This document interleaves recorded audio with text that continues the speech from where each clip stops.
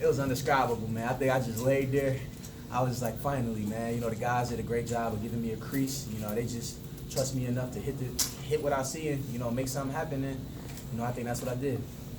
Middle, front row, John. For both of you guys, level of concern when it was 21-7 early on. We've been down before. You know, there was no level of panic. You know, it's just fight through a little adversity. You know, that's the biggest measurement of a team. You know, how you bounce back when things aren't going your way. So, you know, we just had to dig deep. You know, get back to our roots, start tackling better. You know, covering a little better, and, you know, getting pressure on the quarterback. Front Yeah, row. we weren't worried. We weren't worried. In fact, we actually talked about it last night as a team. We knew the first two games we were really never punched in the face. Everything was going so smoothly, and it's not going to be a fairy tale the whole entire season. There was going to come a point in time where we were going to get punched in the face, where we were going to get backed in the corner, and playing with these guys, I'm so proud of the way we bounced back when we were back in that corner. We fought back, and we stuck together and rode that wave, and we were good enough to get it done. That's it. Front row for the right, Adam. Question for Jake, and actually kind of hit on part of it. So, just having been backed into a corner, what was the conversations like with you guys on the field and the huddle during that time when it looked like Colorado had an advantage? For me personally, I was just trying to go to guys like, look, all it takes is one play. We needed a spark. We just needed a spark. We got that punt blocked, and then they responded again. But we fought back again. We just kept punching back. We just kept telling these older guys, this group of seniors and our playmakers, look, we just need to start making plays. And towards the end of the half, that's exactly what we did. And then I think that a huge play was Darbo going in and punching that screen pass into play to give us momentum going into the second half. The defense tightened up, and I mean they played a hell of a game down the stretch too. One more for you. It's in Wilton, shaky start, but it seemed like once he started finding rhythm, he was dumping the ball off to you. It seemed like he was getting a little bit of stability there. What did you notice about his comfort his comfort level throughout the game? Yeah, it's Wilton, it's the coaches, it's the O-line, it's never a one-man job. Again, yeah, we did have a shaky start. Again, they were making it really hard to run the ball. They were run blitzing us, loading the box up. The coaches adjusted. They started calling little dump-off plays to help Wilton get into rhythm. Guys were making plays, helping him get comfortable. We had a little package in there. We got some yards with Pep and McDoom, and we just kept making plays down the stretch. That's all that really matters. Front row, all the way to the left, Larry. Jabril, can you talk about giving up another big play two straight weeks? Is that something that you guys definitely need to work on in the Big Ten season? Oh, absolutely. We definitely have to get the big plays correctly. But the best part about it is, there are things we all can correct. It's not like they were just flat out beating us. It's everything can be coached up and corrected. So, we took a couple lumps today, but at the end of the day, man, when we go back and watch the tape, we know those big plays don't happen if we spin to the deep middle. The first touchdown was my fault actually. I didn't spin fast enough, and just eye discipline. That's really it, man. It wasn't that they were just flat out better than us on those plays. It's just things we all can correct. Front row, all the way to the right. Zeke with Blueprint. Did Colorado surprise you at all when they came out first quarter, just maybe in scheme or size, speed in any way? I don't know that they surprised us. We knew they were a good team. I mean, they had the number one. I think it was the number one ranked defense nationally. We knew it was going to be a challenge. We knew they had playmakers on offense, and they were going to do some things on special teams. It didn't really surprise us, but again, it just goes back to there's going to come a point in time where things aren't going to go well, and that's exactly what was happening to us. It seemed like nothing was clicking early on. We just found a way. It wasn't pretty, but it was good enough to get the job done. That's just really the name of the game. Absolutely.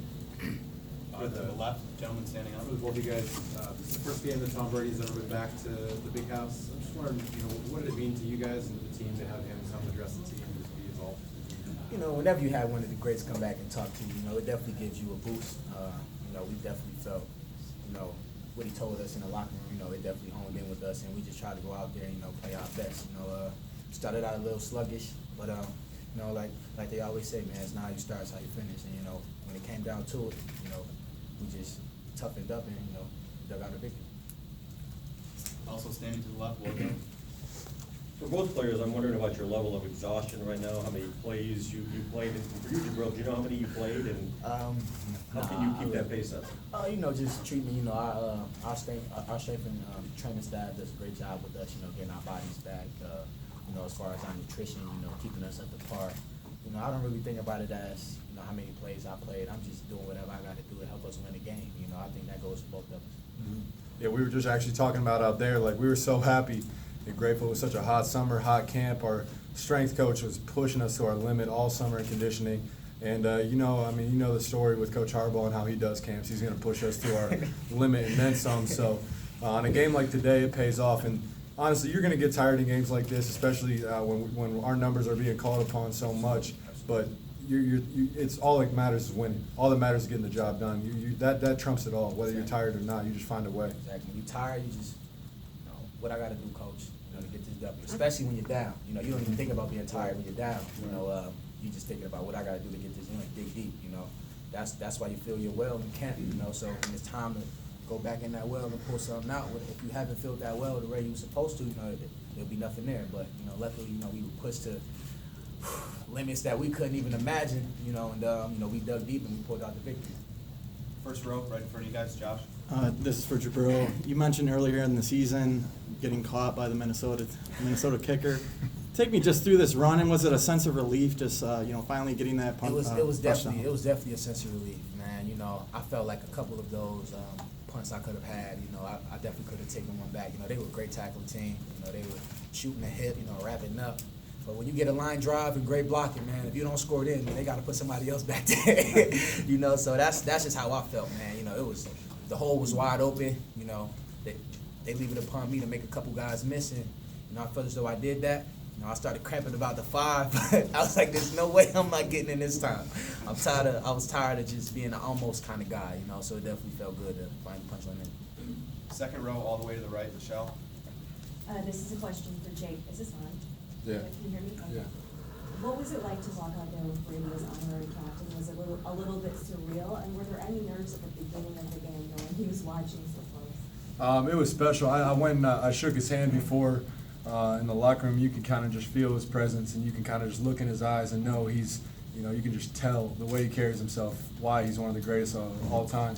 And it's special. It's special to be a captain here already, but the lineup we've had with honorary captains going on, it just shows why Michigan's such a great place. As far as the nerves go, not really. We weren't really nervous because Brady was in attendance. You know, you're out on the field, you're not really worrying about who's watching what or who's doing what. You're just focused on doing your job. Any other questions for Jake and Jabril? Back here to Wojo. Jabril, do you have like a pitch limit, so to speak, a number of plays where you just can't go any further? Do you know how many plays you? No, there's no pitch limit or, you know, whatever that you said. You know, practice is harder than the games, you know, because I'm bouncing around so much, you know, so I take practice as almost conditioning. So when I get out here, you know, things just slow down for me. You know, I get little breaks when the offense is out there. You know, the special team units that I'm not on, you know, I get those breaks as opposed to practice. I don't get those breaks, you know. So, you know, the level of the exhaustion in practice is definitely greater than the games, in my opinion.